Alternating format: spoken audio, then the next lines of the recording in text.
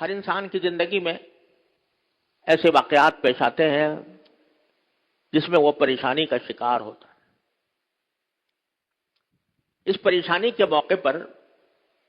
کیا کرنا چاہیے، یہ قرآن کریم نے ہمیں اس کی جگہ جگہ تلقین فرمائی ہے. سورہ آل عمران کی آخری آیت ہے، یا ایھا الذین آمنوا اصبروا وصابروا ورابطوا واتقوا اللہ لعلکم تفلحون. اس میں پورا لائے عمل اللہ تبارک و تعالی نے بتایا ہے پریشانی کے حالات میں انسان کو کیا کرنا چاہیے، جس کا خلاصہ یہ ہے کہ انسان کو جب بھی کوئی پریشانی لاحق ہو، کوئی صدمہ پیش آئے، کوئی مشکل پیش آئے، تو اس کے 3 کام ہیں. میں پہلے خلاصہ بیان کر دوں، پھر اللہ نے توفیق دی تو اس آیت کی تشریح کروں گا. خلاصہ قرآن و سنت کی تعلیمات کو سامنے رکھتے ہوئے ہر پریشانی، چاہے انفرادی ہو چاہے اجتماعی ہو، ایک آدمی کی ہو یا 10 آدمیوں کی ہو یا پورے ملک کی ہو یا پورے مسلمانوں کی ہو، کوئی بھی پریشانی انسان کو پیش آئے تو قرآن و سنت کی تعلیم یہ ہے کہ 3 کام کرنے چاہیے. پہلا کام، اس پریشانی کو دور کرنے کے لیے جو کچھ اپنے بس میں ہے وہ کوشش کرے. صرف دعا پر اکتفا نہ کرے بلکہ کوشش کرے، یعنی اپنی عملی کوشش کرے، جتنی انسان کے بس میں ہے وہ کوشش، اس کوشش میں کمی نہ کرے. مثلا ایک شخص بے روزگار ہے، پریشان ہے، تو اس کا پہلا کام یہ ہے کہ وہ اپنی کوشش کرے روزگار تلاش کرنے کی. صرف اگر دعا ہی کرتا رہے کہ یا اللہ مجھے روزگار دے دے، اور گھر میں بیٹھا ہے اور مصلی پہ بیٹھ کر دعا کرتا ہے اور کبھی کوشش نہیں کرتا کہ مجھے روزگار کہاں سے ملے گا، کوئی ملازمت، کوئی مزدوری، کوئی پیشہ اختیار کرنے کی فکر ہی نہیں ہے، گھر میں چارپائی توڑ رہا ہے اور کوئی حرکت نہیں کرتا، صرف دعا کرتا ہے کہ یا اللہ مجھے روزگار دے دے، تو یہ ایک مسلمان کا کام نہیں ہے. مسلمان کا کام یہ ہے کہ ہاتھ پیر ہلائے، اپنی سی کوشش کرے، روزگار کے جہاں مواقع ہیں وہاں جا کر روزگار تلاش کرے. کوئی ملازمت کر سکتا ہے اس کی درخواست دے، کوئی تھوڑے بہت پیسے ہیں اس کے ذریعے کچھ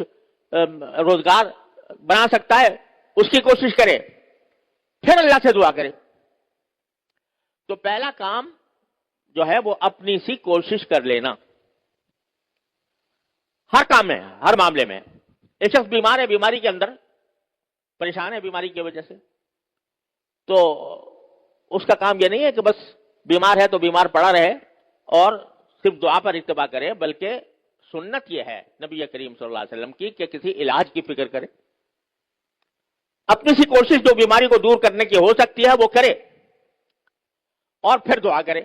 اللہ تعالیٰ کی طرف رجوع کرے. بھروسہ اس کوشش پر نہیں، بھروسہ اللہ تعالیٰ کے قدرت پر، اس کی رحمت پر ہے.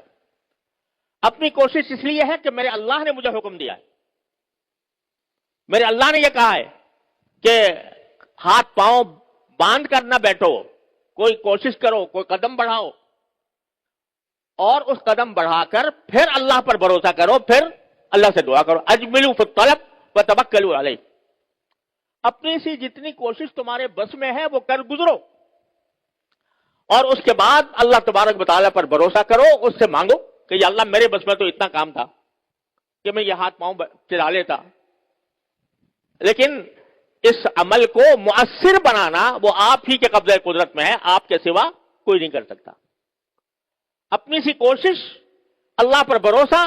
اللہ تبارک و تعالیٰ سے دعا اور انابت، اس کی طرف رجوع. یا اللہ یہ کوشش کی ہے، اس کو کامیاب بنانا آپ کی قدرت میں ہے، اپنی رحمت سے اس کو کامیاب بنا دیجیے. اور تیسرا کام، یہ 2 کام جب کر لیے، اپنی سی کوشش اور اللہ تعالی سے دعا، اور دعا کے بعد پھر تیسرا کام ہے رضا بالقضاء، کہ اب میں نے اپنا کام کر لیا، اب اللہ تبارک بتعالیٰ ہی کے قبضے میں ہے، اسی کی قدرت میں ہے، اسی کی حکمت میں ہے کہ جو فیصلہ وہ کرنا چاہے گا کر لے گا، ہمیں اس پر کوئی اعتراض نہیں۔ اگر یہ 3 کام انسان کر لے ہر مصیبت کے موقع پر، ہر تکلیف کے موقع پر، ہر پریشانی کے موقع پر، تو کیا ہے کہ اس پریشانی کا سد باب ہو جائے گا۔ اپنی سی کوشش، اللہ تعالیٰ سے رجوع اور دعا بھی اہتمام کے ساتھ، اور پھر کہتے یا اللہ میرے بس میں اتنا ہی تھا، میں نے کر لیا، اب اس کو انجام تک پہنچانا وہ آپ کا کام ہے، آپ جو فیصلہ کریں گے اسی پر میں راضی ہوں۔